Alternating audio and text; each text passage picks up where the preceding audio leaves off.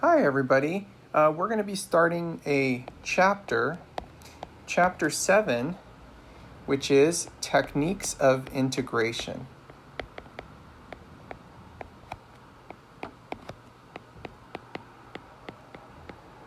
Now, in case you have not done so already, it is necessary to review the integration review from earlier video, or you can do that on your own. But you do need to understand how to use U substitution and everything like that. So we are starting with section 7.1, which is integration by parts.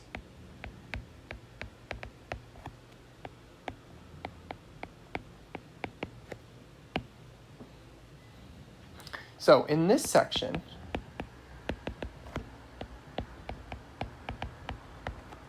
we learn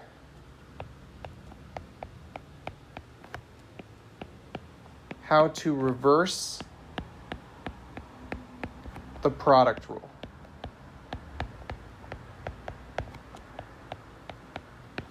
Okay, so what is the product rule? Let me remind you guys of the product rule.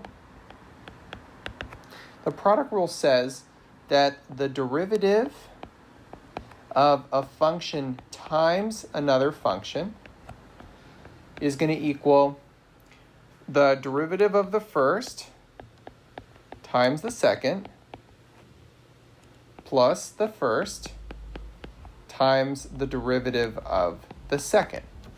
Okay, this is something that we learn in Calc 1. Okay, so what I'm going to do is we're going to rewrite this as an integral. Okay, so I'm going to integrate the right side, and that gives you the left side. We're going to integrate f prime of x, g of x, plus f of x, g prime of x, dx, and that's going to give us the left side, f of x, g of x. Now, this isn't quite in a usable form yet. So what I want to do is I want to take this term right here, and I want to move it to the other side by subtracting it over, right? Because we can break that left integral apart into two integrals. So here's what we end up with if we do that. We end up with the integral of f of x, g prime of x, dx is equal to f of x times g of x minus the integral of f prime of x times, let me actually write it this way. I'm actually going to rewrite it in a different order. Instead of f prime first and then g, I'm going to write it like this: g of x and then times f prime of x dx.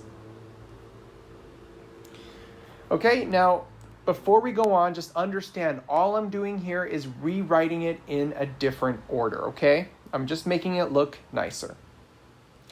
So finally, we're going to rewrite this statement nicer. What we're going to do is we're going to let u be f of x, and we're going to let v be g of x. So this means that du is going to equal f prime of x dx, and this also means that dv is equal to g prime of x dx. Why are we doing this? We just want the formula above to look really clean. So I want you to see what happens here, right? This is u, and this whole thing is dv. This is u, this is v, and then this is v, and then this is du. And so here's what happens. We rewrite this with u's and v's only, and we get what we call the integration by parts formula.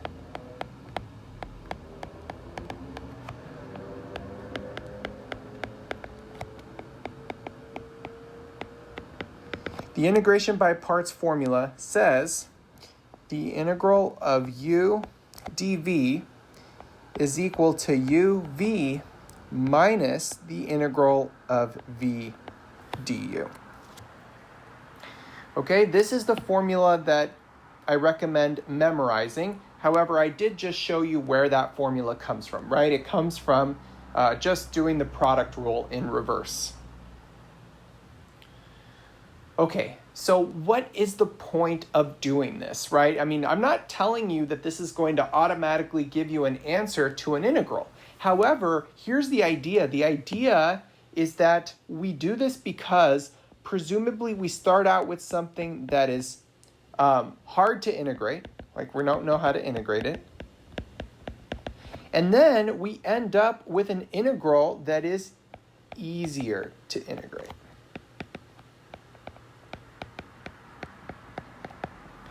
Okay, so it is a way to take an integral and rewrite it in a different way using the product rule or integration by parts formula so that we end up with an integral that is easier to solve. Okay, so let's write out the steps for how to do this in detail. So steps for using integration by parts. So the first thing you want to do, step 1, you need to choose your u and your dv. Let me write it this way. Choose u and dv. Okay, you're not going to be told what to use as your u and what to use as your dv. But remember, since the formula is the integral of u dv, it means you need to pick out a part of your integral that's u and pick out another part that's dv. Now, let me just give you some tips for how to choose. So note, or tip, you must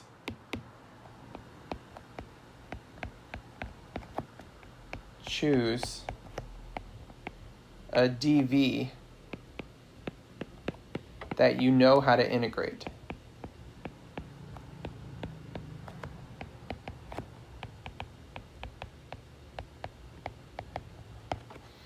And tip 2, something else to say, is ideally you want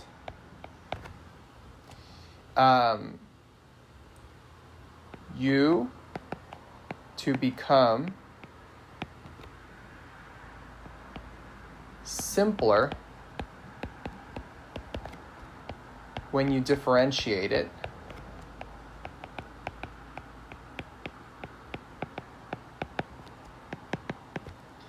And dv to become simpler when you integrate it.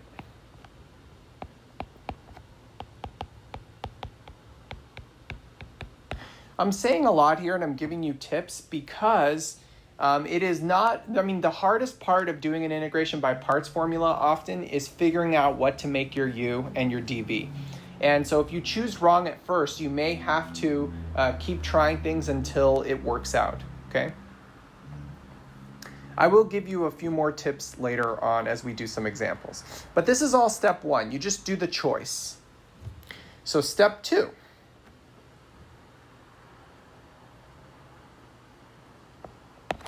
Step 2 is you differentiate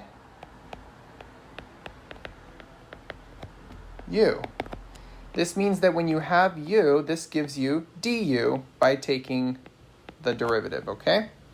And you also want to integrate or anti-differentiate, integrate dv.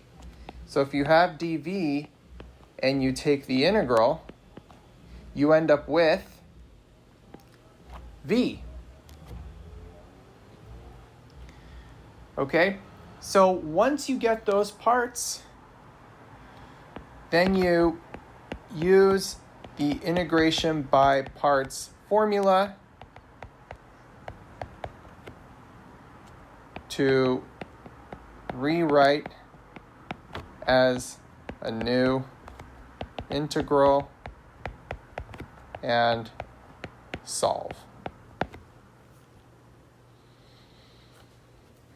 Okay, so these are the 3 steps, and I will give one final note here. Note, sometimes you will have to use, so sometimes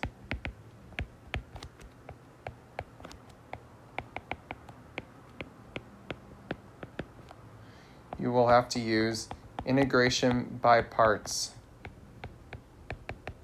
twice. Okay, or 3 times, right? I'm gonna show you guys how to tell what to do. Okay. Okay, so let's move to the first example here, and we can start practicing how to do these problems. So example 1, we want to integrate the natural log of x. Now notice that there is only one thing here. So what can you let equal u and what can you let equal dv? Sorry, before I solve this, I should point out, it might be tempting to say, wait a minute, don't we know the antiderivative of natural log already? No, we don't, right? We know its derivative is 1 over x, but we actually don't know the antiderivative of ln of x. Okay? So here's what we need to do, right? We need to choose a u and we need to choose a dv. So when there's only one thing, if you're going to try integration by parts, then you should make this guy the u and then this guy the dv. Okay? All right, so let's see what happens. So if u is equal to ln of x and dv is equal to dx, then you're going to now need to take the derivative of this guy and you need to take the integral of this guy. So if you take the derivative of u, you get that du is 1 over x dx. And for the other side, if you integrate 1, you just get x, don't you? So we get v is equal to x. Okay, so what do we do now? Remember your integration by parts formula, right? The integration by parts formula. I'm not going to write it every time. I'm not going to rewrite it every time, but because this is our first example, I think it's worth doing. So remember, the integral of u dv is equal to u times v minus the integral of v du. So this means that our integral above, the integral of ln of x dx, is going to equal u times v. So look at our u. Our u is ln, our v is x. So it's going to be ln of x times x. Let me write it in this order. X ln x minus the integral of v times du. V times du. Is this integral that we ended up with easier than what we started with? Well, x times 1 over x is just 1, isn't it? And so actually we end up with just the integral of 1. So isn't that equal to x? And then we get a plus c. And so we have just solved the problem. Okay. Again, let me point out that we ended up with an easier integral, right? Easier integral.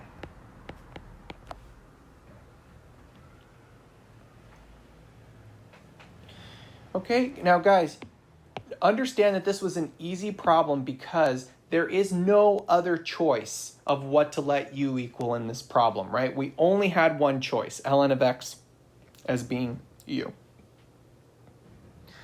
In our next problem, we're going to have more choices, okay? One thing I will say here is I want to show you guys a nice mnemonic This is not something that's in your book, but I have seen this before on the internet. And so I wanted to show you guys something called, so let me call this a tip for choosing U. This is called liate. Liate. What does liate mean?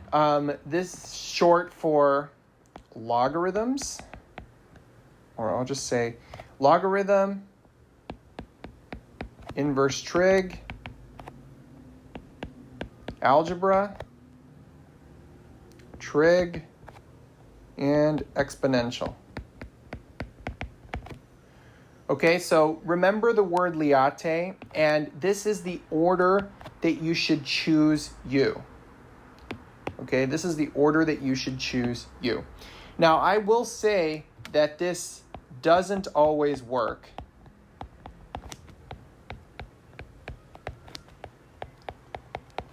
But it's a great place to start. It's a great first try or first choice for you. It almost always works out, but there are problems where it does not work out, okay? But I want to just point out that this trick is nice, and we are going to try this out for the next problem. So let's look at number 2. We have the integral of t squared e to the t dt. So I'm going to go ahead and try using the liate trick for this to help us choose our u and our dv here. How do I even know that I want to use integration by parts for this problem? Well, number one, we don't know how to integrate that, but also there's no way a simple u substitution will work. You'll notice that we have two pieces here, right? We have the t squared and we have the e to the t, and they're being multiplied together. So you could tell this looks like a product rule problem, doesn't it? So we need to figure out what to let u equal there. So let's start with the L in liate, logarithms. We don't see any logarithms in the problem, so no L's. Do we see any inverse trig functions? No, we don't. What about A for algebra? Algebra means, think about what you saw in algebra class. It was polynomials, right? And we do see a polynomial, right? We see this guy, t squared. So this is going to be what we let our u equal. Okay, this is what we're going to try. We're going to let our u equal t squared. But then what does dv equal? Remember, once you choose a u, you've already chosen a dv because the dv and the u pair together, right? So if u is t squared, then dv has to be everything else, which in this case is e to the t dt. We hope that this is something where if you differentiate the left and integrate the right, we end up with something simpler. So let's see what happens. Let's go ahead and differentiate the left side. So if you differentiate t squared, you get du is equal to 2t dt. And if you integrate the right side, right, we're going to integrate this. Let me do it with red here. If we integrate the right side, we end up with v is equal to e to the t. Okay? So now we're ready to use the integration by parts formula. So what does integration by parts tell us? It tells us that this integral t squared e to the t dt is equal to, I'm not going to write the whole formula this time, I'm just going to write out the answer here. It's u times v minus the integral of v times the u. So it's going to be u times v minus the integral of v times du. So it looks like 2t e to the t dt. Right? Now, do we have something easier to integrate, right? Is this guy easier to integrate than what we started with? I would say yes, this is easier. Why is it easier? Because we have a t to the first power instead of a t squared, so that it got simpler, didn't it? However, it's still not ready to go. But it stands to reason that if we were to do it again, we should hopefully be able to get rid of the t altogether, right? So, okay. Normally, if we were to call our first integral, if we were to just call this guy I,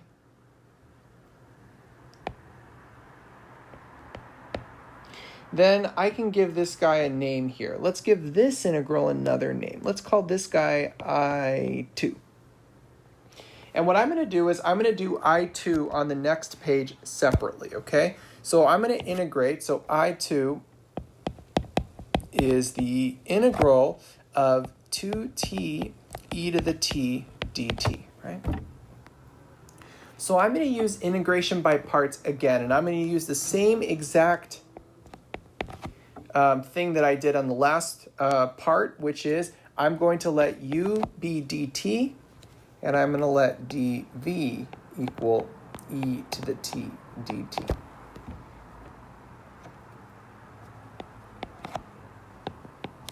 Okay, so what is the derivative of the right side going to equal? We get just 2. And if we integrate the right side, if we integrate the second one, right, we end up with v equals just e to the t. And so what does I2 equal? Using the integration by parts formula, we get u times v, so uv minus the integral of v times du.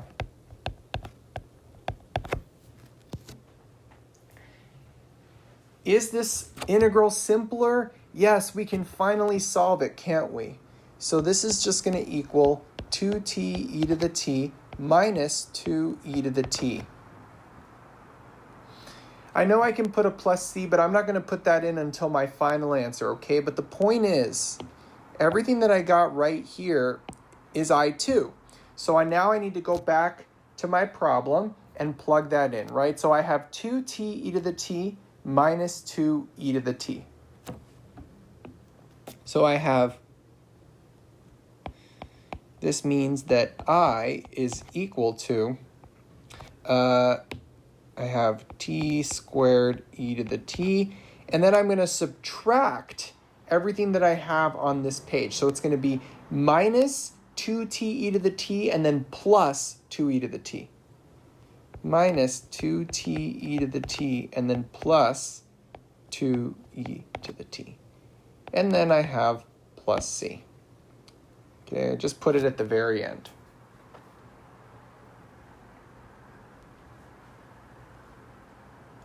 So again, use integration by parts more than once if the first time it did give you something simpler but not quite ready to solve yet. Okay? Another thing to note that when you use integration by parts again, so warning, let me write this over here, warning, if using integration by parts again, never reverse u and dv. Otherwise, it will bring you back to the beginning.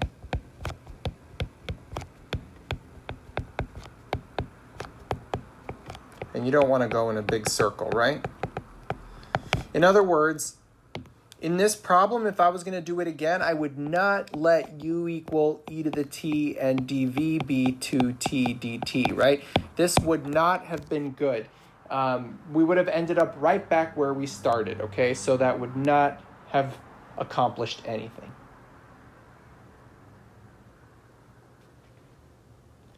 Okay. For the next problem, I do want to write one more thing down because we are increasing in complexity here. So I want to say sometimes after using integration by parts, once we end up with a similar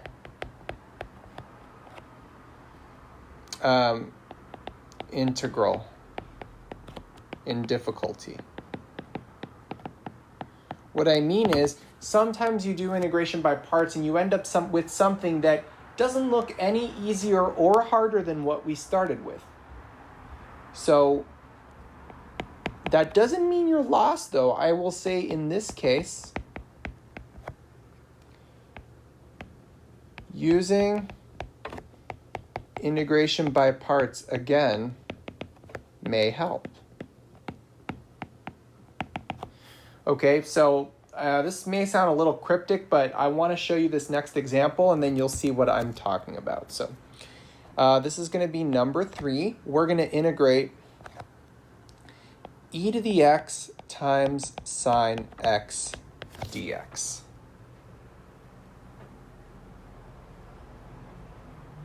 Again, we have two functions being multiplied together here, right? E to the x and sine of x. And so we're going to try using integration by parts. So we're going to use liate to help us pick which one to let the u equal, okay?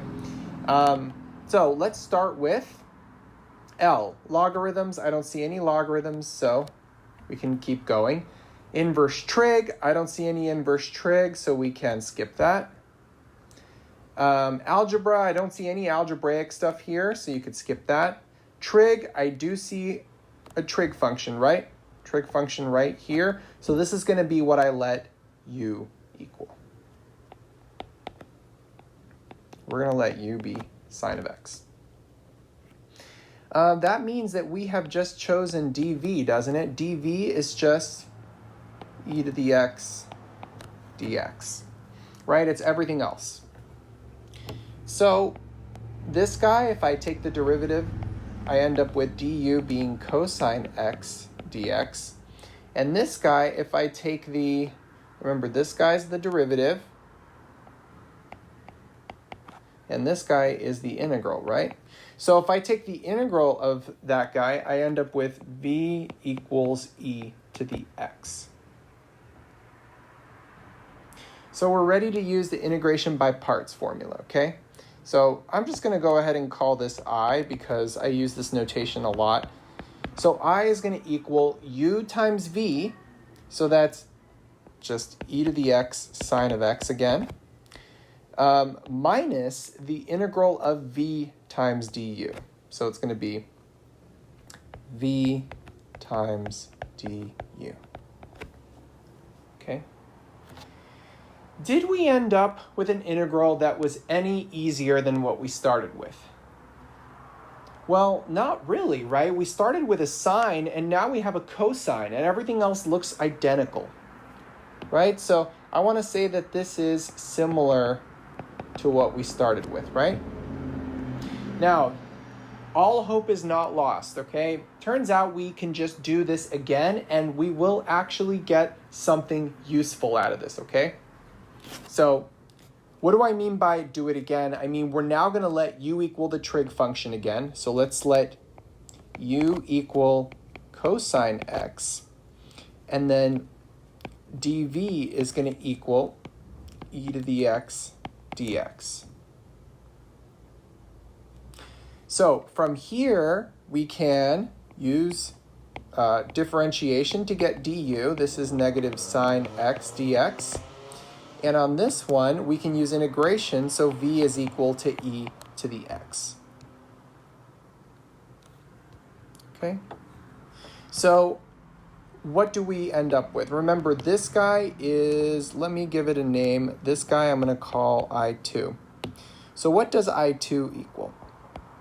I2 is going to equal u times v, so that's e to the x times cosine x,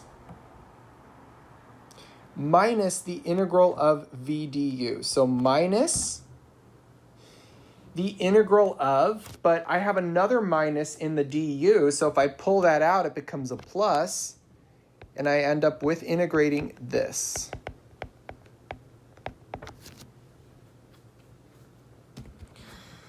Notice that we get something that looks like we got right back to the integral that we started with. Now, before you think, oh no, we went in a giant circle, we actually did not, okay? So let me write down what we have here. So this is saying that I is equal to, so what I'm going to do is I'm going to take this whole guy here and I'm going to plug it into this guy, right? Because that is I2 and that's what I solved there.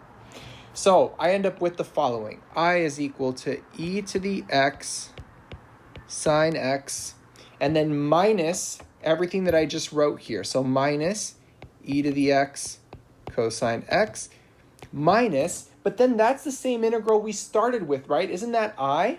So we actually get this. I want you to look closely at this. This is not an identity. This is actually a non-trivial relationship. And so the cool part is, let me write this on the next page here. So if I is equal to e to the x cosine x, e to the x sine x, right? E to the x sine x minus e to the x cosine x minus I, what I can do now is use algebra to solve for I. Okay, how do I do that? Well, look, can't I just treat this like an algebraic equation? I'm going to add I to both sides. So I'm left with 2I on the left, and on the right I get e to the x sine x minus e to the x cosine x, and then I can divide both sides by 2, and I'm left with an actual answer, right? I get 1/2 e to the x sine x minus 1/2 e to the x cosine x, and then plus c. So there you go. We just solved the problem. Super interesting the way that this worked, right? And this actually happens quite a bit when you're doing these problems. So when you are doing an integration by parts problem, if you end up with something similar to what you started with, it may help to do the problem again. But again, be careful with the warning, right? What I wrote earlier. Don't swap your u and your dv, because otherwise you will end up getting back to where you started.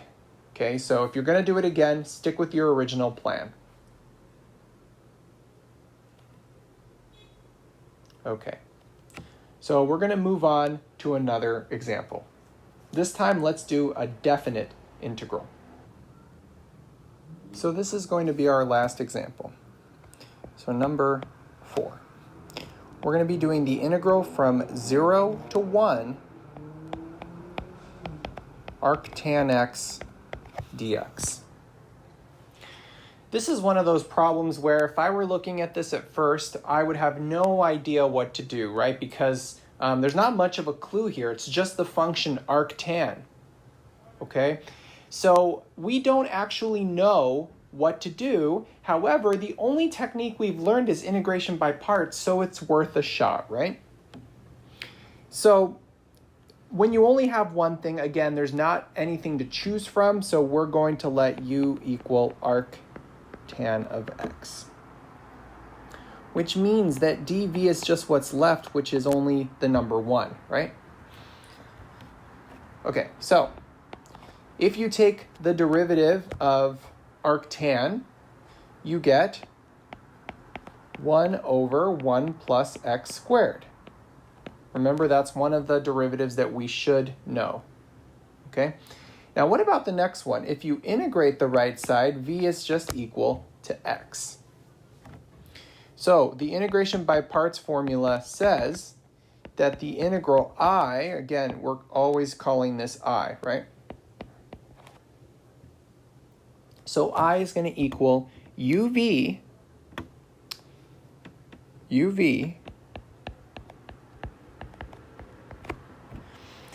minus the integral of v times du. So it's going to be x times 1 over 1 plus x squared. So you just get this when you multiply them together. Now, you'll notice, too, that we are going from 0 to 1 here. So that means that this has to go from 0 to 1, and this new integral has to go from 0 to 1. Okay? I'm not going to plug in the numbers, though, until I actually evaluate that second integral. The good news is that second integral is easy to do, right? So what is the integral of x over 1 plus x squared?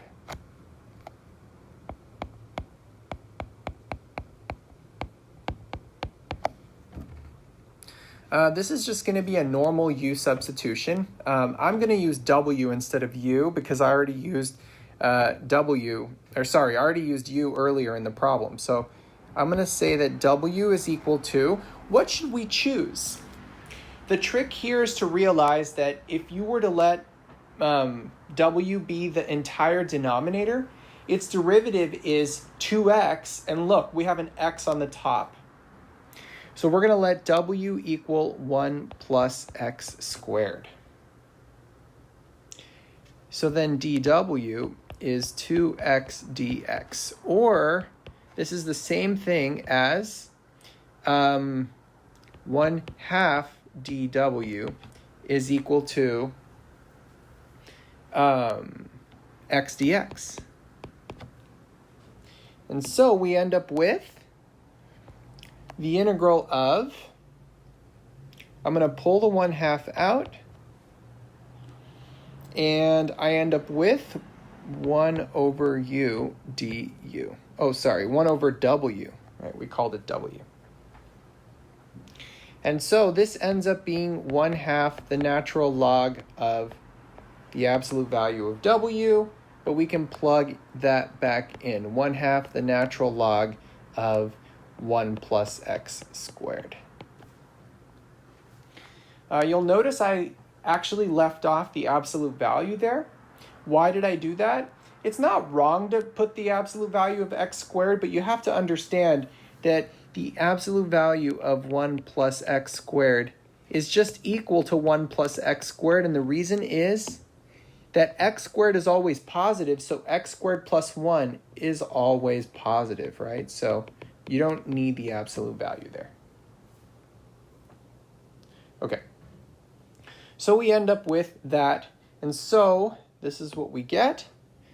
Our answer then is x arctan of x going from 0 to 1 minus 1 half natural log of 1 plus x squared, and we're going from 0 to 1. So what happens if we plug in 0 to 1 here? Well, let's plug 1 in. If you plug a 1 on the first guy, we end up with 1 arctan of 1. 1 arctan of 1. And if you plug in 0, you get 0, so I'm just going to ignore that part. And then I have minus 1 half the natural log of, if you plug in 1, you get 2. And then if you plug in 0, you get plus 1 half natural log of 1. But that's just 0. So what is your answer going to become? Well, what is the arctan of 1? That's like asking you the tangent of what angle gives you 1. And that would be pi over 4, wouldn't it? So our answer is pi over 4 minus 1 half ln of 2. Okay? So the trick here is to realize that you have to let u equal the entire thing for our integration by parts formula. And then at the end, we just plug in the 1 and the 0. Okay? Integration by parts is a tricky technique, but I promise that it does get easier the more you practice and you start to get better at choosing your u and your dv. Okay, but note, of course, I should say, getting good takes practice. If you ever end up with a more difficult integral after integration by parts, start over with a new choice of u, or try a different method.